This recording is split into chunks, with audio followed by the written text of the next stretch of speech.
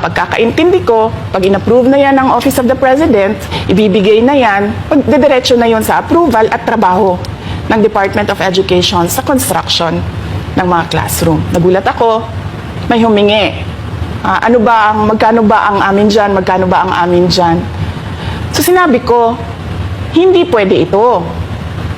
Kasi, ang mangyayari nito, hindi magagawa ng Department of Education ang trabaho namin na mag-construct ng classroom ayon sa classroom backlog at sa prioritization base sa backlog at sa classroom construction.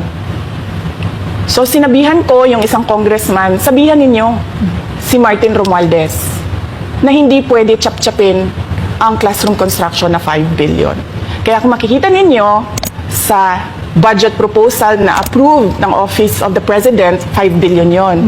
Pero nung lumabas yung GAA o yung budget approved noong 2023, naging 15 billion siya. Dahil hindi nga ako pumayag na kunin yung 5 billion, dinagdagan nila ng 10 billion yung classroom construction ng Department of Education. Yung 10 billion na yon hindi kontrolado ng Department of Education. Controlled yon ni Congressman Zaldico at Congressman Martin Romualdez.